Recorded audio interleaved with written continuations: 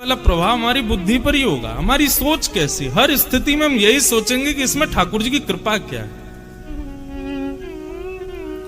नरसिंह मेहता जी का चरित्र आता है, उनके पुत्र का विवाह कोई एक नगर की बहुत बड़े सेठ की कन्या से निश्चित हो गया। तो मतलब लड़की वाले बड़े खानदान के थे, नरसिंह मेहता साधारण, विवाह पक्का हो गया। किसी ने जाके लड़की वालों को बता दिया, बोले कि तुमने अपनी बेटी का विवाह नरसिंह मेहता के पुत्र से संबंध बना दिया। बोले हाँ। बोले अरे नरसिंह मेहता तो ज्यादा संपन्न व्यक्ति नहीं है, बेटी सदैव अपने से ऊंचे घर में देनी चाहिए, और तुम तो ऐसे घर में दे रहे हो जहां रात्रि भोजन बन जाए तो सुबह के कोई पता नहीं होती कि कुछ होगा कि नहीं। तो बेटी के पिता ने सोचा क्या करें। बोले मना कर दो बिल्कुल। बोले कि हम ब्याह नहीं कर सकते। नरसिंह मेहता, वो लड़की के जो पिताजी थे, वो सोचने लगे अरे मना कैसे करें, अब ऐसे अच्छा नहीं लगता। बोले अच्छा नहीं लगता, जब बेटी भूखी सोएगी रात में तब अच्छा लगेगा, 3 दिन तक भोजन नहीं बनेगा तब अच्छा लगेगा, इसलिए बात आगे बढ़े उससे पहले अभी मना कर दो। तो बेटी वालों ने मना तो नहीं किया, लेकिन एक पत्र लिख करके भेजा, और उस पत्र में यह लिखा कि आप जो बारात लेकर आओ उस बारात के साज सज्जे कैसे होने चाहिए। इतने हाथी होने चाहिए, इतने घोड़े होने चाहिए, इतने नगाड़े बजाने वाले होने चाहिए, इतने लालटेन लेकर के चलने वाले होने चाहिए, ऐसे ऐसे रत्न पहन करके आपके बाराती दिखने चाहिए। मतलब ऐसे पत्र में बारात की गणना की जो नरसिंह मेहता कभी कर ही नहीं सकते। नरसिंह मेहता क्या अच्छे अच्छे राजा नहीं कर सकते। आप यदि ऐसी बारात ला सकते हो तो ही अपने पुत्र की बारात लाना, नहीं तो मत लाना। ये लिख दिया, और पत्र लिख करके फोल्ड करके उस पर ऊपर जय श्री कृष्ण लिख करके भेज दिया नरसिंह मेहता के वहां। जैसे ही पत्र आया तो पत्र देने वाले ने कहा, बोले भगवान पत्र आया है आपके नाम से। उन्होंने जैसे पत्र देखा, पत्र देख करके बोले मेरे नाम से नहीं है, इस पर तो जय श्री कृष्ण लिखा है, ये भगवान के नाम का पत्र है, ठाकुर जी का पत्र है, भैया भगवान की वस्तु हम क्यों पढ़ें। और नरसिंह मेहता ने पत्र खोल के देखा ही नहीं, जय श्री कृष्ण लिखा था, ठाकुर जी के सामने रख दिया। बोले लाल जी आपके नाम से पत्र आया है, आप ही पढ़ लीजिए, अब दूसरों की बात मैं पढ़ता नहीं हूं, इसलिए इसमें समझ लीजिएगा जो भी आपके प्रेमी ने लिख के भेजा है। ठाकुर जी खड़े खड़े मुस्कान लगे, बोले कि अरे नरसिंह पढ़ तो ले एक बार, तुम 4-5 दिन बाद बारात ले जाओगे, नाक कटवाओगे मेरी। लेकिन नरसिंह मेहता का इतना अटूट विश्वास कि जय श्री कृष्ण लिखा है तो मतलब ठाकुर जी का पत्र है, मुझे नहीं देखना है। और जब ठाकुर जी को पत्र दे दिया तो फिर नरसिंह मेहता तो अपनी पतली सी घोड़ी पे बेटा को बैठाए 4 बारातियों को लिए चलने लगे। ठाकुर जी बोले भैया नरसिंह अकेला जा रहा है, नाक कट जाएगी अगर ऐसे गया तो। पत्र जब हमारे हवाले किया तो जो जो पत्र में लिखा था, किसी गली से घोड़ों की कतार आ गई, ले करके लोग आ गए, दुल्हा को लाके बढ़िया घोड़ी पर बैठा दिया, कहीं से हाथियों पर चढ़ के महाराजा आ गए। नरसिंह मेहता सोचते जा रहे हैं पता नहीं कहां से कौन आ रहे हैं, हमारे पुत्र के मित्र सखा आदि होंगे। देखते ही देखते ऐसी बारात हो गई, ऐसी बारात हो गई, 33 कोटि देवता बारात में आ गए। महाराज दुनिया भर के गाजे बज रहे हैं, बाजे बज रहे हैं, नगाड़े बज रहे हैं, भूतो न भविष्यति, किसी ने ऐसी बारात देखी नहीं है। ऐसी बारात नरसिंह मेहता के पुत्र की जा रही। उस नगर में हल्ला हुआ, बोले तुम्हारी बेटी के लिए जिस वर्ष से ब्याह होना वो बारात पर लेकर के आ रहा है अपनी बारात। बोले कैसी बारात है। बोले ऐसे नहीं, ऊपर कहीं पहाड़ी पर चल के देखो, वहां से दिखेगी। ऊपर पहाड़ी पर जाकर के जब देखा तो दूर दूर तक महाराज सोने चांदी हीरे जवाहरातों से लदे हुए बढ़िया बढ़िया महाराजा हाथियों पर बैठे हैं, बीच में घोड़ों पर सुंदर सुंदर नगर सेठ बैठे हैं, आगे एक परम सुंदरी घोड़ी के ऊपर में नरसिंह मेहता का पुत्र बैठा है, और सबसे आगे नगाड़ों के बीच में नृत्य स्वयं द्वारिकाधीश कर रहे हैं और बारात लेकर के जा रहे हैं।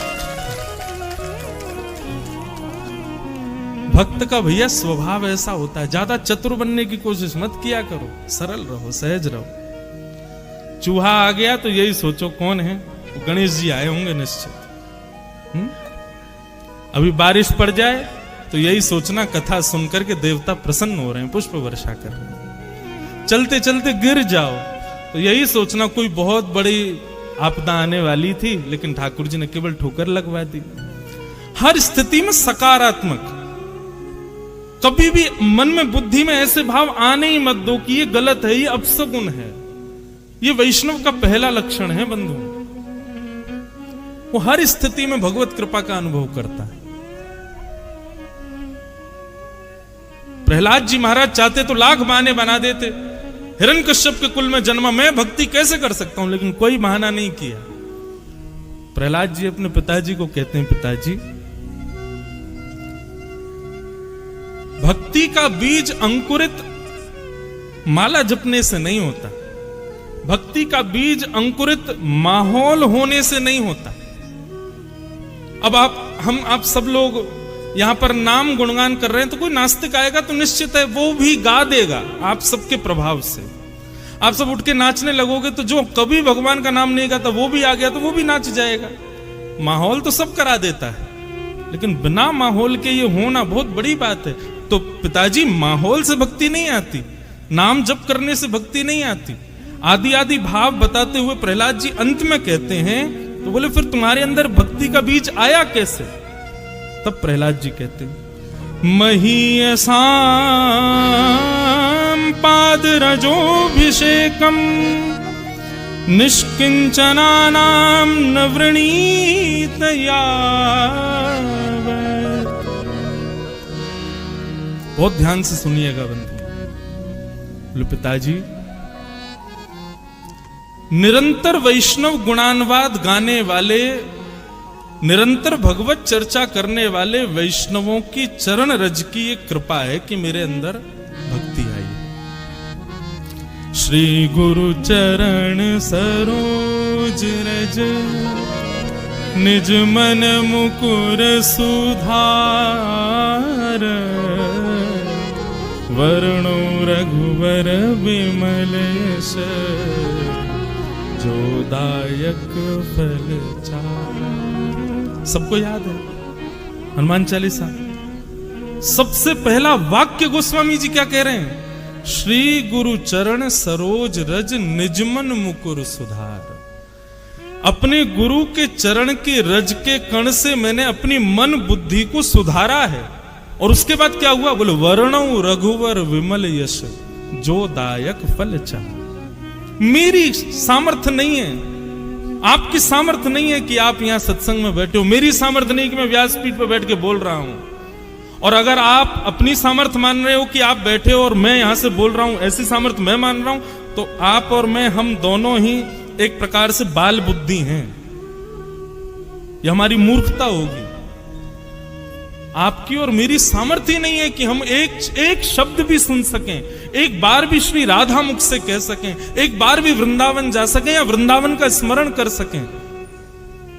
ये सब हम कर रहे हैं, निश्चित ही हमारे गुरुदेव की हम पर कृपा है। प्रहलाद जी कह रहे हैं, हिरण्यकश्यप बोले तुझ पे गुरुदेव की कृपा कब हो गई और यहां कौन से गुरु आ गए? तो प्रहलाद जी ने सारे वेद खोल दिए। बोले पिताजी, आप तो गए थे अमर होने के लिए हिमालय पर। उस समय मां को मारने के लिए राक्षस आए थे, उस समय मैं गर्भ में था। आप जब तपस्या से लौट करके आए उस समय मेरी आयु 5 वर्ष की थी, लेकिन आपने तपस्या की 1000 वर्ष तक, 10,000 वर्ष तक। आपने एक बार भी विचार नहीं किया कि 10,000 वर्ष बाद में आया मेरा बेटा 5 ही वर्ष का है। क्यों? क्योंकि मेरी मां को नारद जी बचा के ले गए राक्षसों से, और मेरी मां ने नारद जी से वरदान मांगा कि आप मुझे एक वरदान दो कि जब तक मेरी इच्छा नहीं हो तब तक मैं अपने बालक को जन्म ना दूं। तब नारद जी ने मां को यह वरदान दिया और 10,000 वर्ष तक नारद जी ने अनवरत भागवत की कथा मुझको सुनाई। मैं मां के गर्भ में बैठ करके वो भागवत के पीयूष वर्षण का पान करता रहा पिताजी। 10,000 वर्ष बाद मेरा जब जन्म हुआ तब ये भक्ति के बीज मेरे भीतर अंकुरित हुए।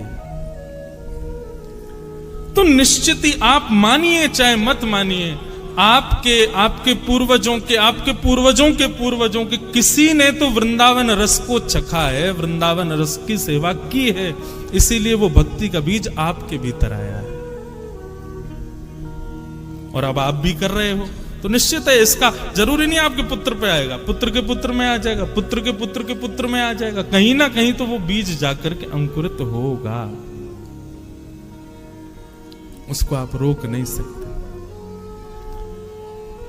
तो भैया ये भक्ति आती कहां से है? बिना महत पाद रजोभिषेकम। जब तक आप संत जनों के चरणों में दंडवत प्रणाम नहीं करोगे, यह भी विचार मत करो कि पृथ्वी पर गंदगी पड़ी है, मिट्टी पड़ी है, कीच है, क्या संत दिखे और तुरंत दंडवत। जब इतनी तत्परता संतों के वैष्णवों के प्रति रहेगी, तब भक्ति के बीज अंकुरित होंगे। तो निश्चित ही हम आप सब लोगों ने, या मेरे पूज्य नाना जी पंडित श्री कृष्णलाल शास्त्री जी, वे कहा करते थे, बोले लाला हम पूर्व जन्म में सूरदास कुम्मनदास तो नहीं रहे होंगे, पर जब सूरदास कुम्मनदास मीराबाई आदि ये सब ब्रज के भक्त वृंदावन में रहते होंगे और ये गली मोहल्लों से कहीं से निकलते होंगे, उस गली में हम आप सब लोग भी किसी ना किसी रूप में जाते रहे होंगे और उन लोगों की एक बार हम पर दृष्टि पड़ गई होगी। उनकी एक दृष्टि का ये कमाल कि महाराज की इस जन्म में हम भक्त हैं, हम वैष्णव हैं, हम वृंदावन के उपासी।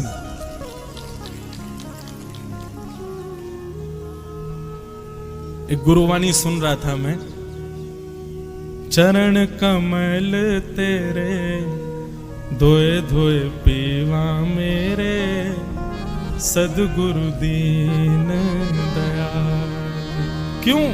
अच्छा एक और बात, आप इस भाव से ये मत सोच लेना कि संत जहां से भी जाएं वहां चरण रज उठा के माथे से लगा लें, उनके चरण धो के और उसको दिन रात पीवें, उससे तो होता ही है, पर उसके पहले उनकी वाणी सुनकर के अपने चित्त को, अपनी बुद्धि को, उसको स्थिर करना पड़ेगा, उसकी स्थिति का अनुमान लगाना पड़ेगा, तभी यह संभव हो सकता है। हमारे वृंदावन में गौड़िया वैष्णव संप्रदाय के एक महापुरुष रहते थे, सेवा में पधारा, नित्य सेवा करते थे।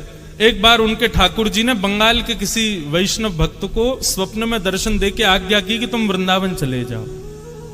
बंधुओं, एक मेरी बात बहुत ध्यान से सुनो, ठाकुर जी का जब अनुग्रह होता है तो सबसे पहले ठाकुर जी स्वप्न में दिखेंगे।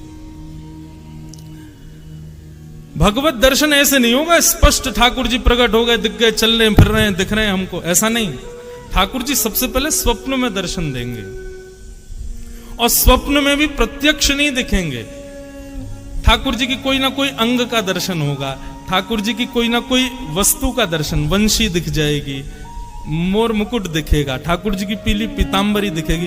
रात्रि में सोते सोते ऐसा लगेगा मानो चंदन की सुगंधी आ रही हो, केसर की सुगंधी आ रही हो, ऐसे ऐसे अनुभव ठाकुर जी कराते हैं। स्वप्न दर्शन सबसे पहला। हमारी एक बात मान लीजिएगा, स्वप्न में कभी ठाकुर जी दिख जाएं, कभी किसी को बताइएगा मत। प्रेम को और रत्न को दोनों को गोपनीय रखना चाहिए। प्रचार कर दोगे रत्न कहां रखा है तो चोरी होने का भय रहता है, ऐसी प्रेम का भी ढिंडोरा पीट दोगे तो निश्चित है कि आपका प्रेम एक दिन नष्ट हो जाएगा। इसलिए प्रेम और रत्न दोनों गोपनीय रखने वाली वस्तु। तो भगवत कभी दर्शन स्वप्न में हो या कोई अनुभव कभी भी हो तो कभी किसी से कहना नहीं। हाँ, कभी ऐसा लग रहा हो कि किसी की भक्ति में विश्वास जग जाएगा मेरे बताने से, तो कह देना, लेकिन बहुत सकुचा के संकेत में कहना, ज्यादा मत बोल देना।